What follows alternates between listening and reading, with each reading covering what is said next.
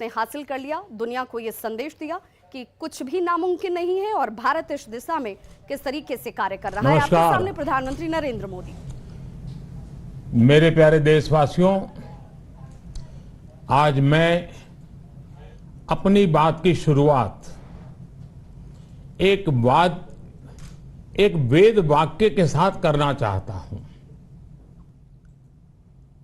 कृतं में दक्षिणे हस्ते जयो में सव्य आहितः।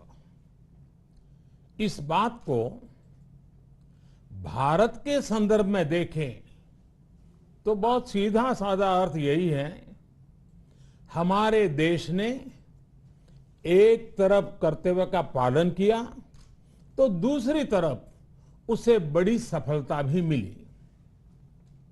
कल 21 अक्टूबर को भारत ने 1 बिलियन 100 करोड़ वैक्सीन डोज का कठिन लेकिन असाधारण लक्ष्य प्राप्त किया है।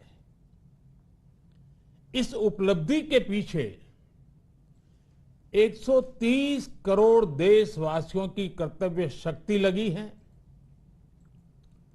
इसलिए ये सफलता भारत की सफलता है, हर देशवासी की सफलता है।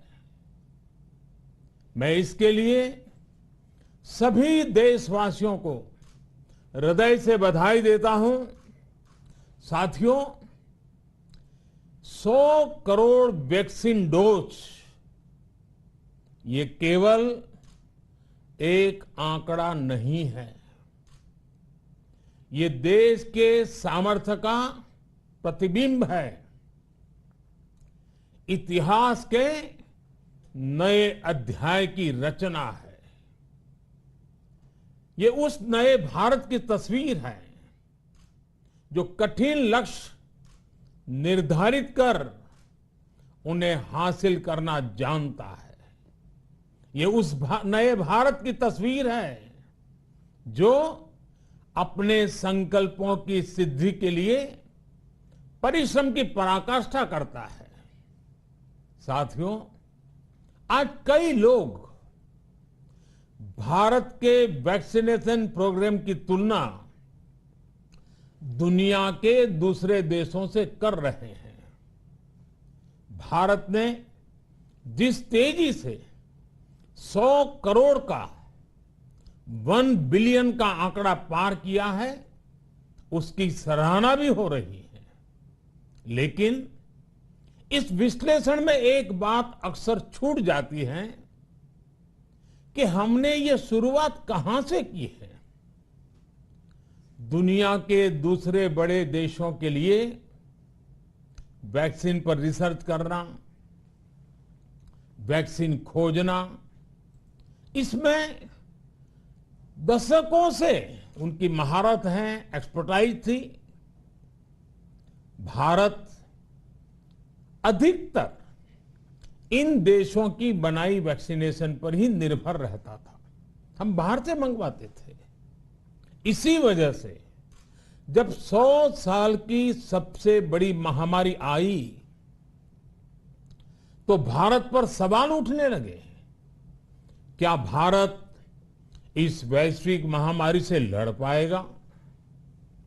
भारत दूसरे देशों से इतनी वैक्सीन खरीदने का पैसा कहां से लाएगा? भारत को वैक्सीन कब मिलेगी? भारत के लोगों को वैक्सीन मिलेगी भी या नहीं? क्या भारत इतने लोगों को टीका लगा पाएगा कि महामारी को फैलने से रोक सके? भांति भांति के सवाल थे। लेकिन आज ये 100 करोड़ वैक्सीन डोज हर सवाल का जवाब दे रहा है। भारत ने अपने नागरिकों को 100 करोड़ वैक्सीन डोज लगाई हैं और वो भी मुफ्त, बिना पैसा लिए। साथियों, 100 करोड़ वैक्सीन डोज का एक प्रभाव ये भी होगा कि दुनिया अब भारत को कोरोना से ज्यादा सुरक्षित मानेगी। एक फार्मा हब के रूप में भारत को दुनिया में जो स्वीकृति मिली हुई है उसे और मजबूती मिलेगी। पूरा विश्व